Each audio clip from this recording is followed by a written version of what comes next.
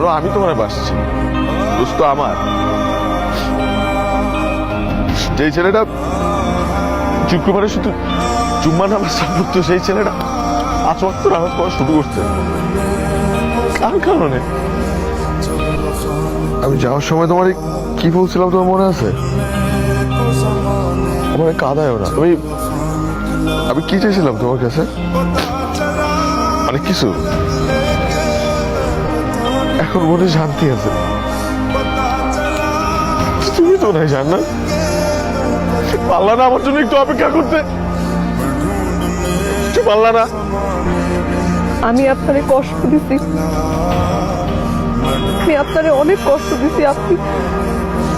আপনি আমারে মাফ কইরা দিন।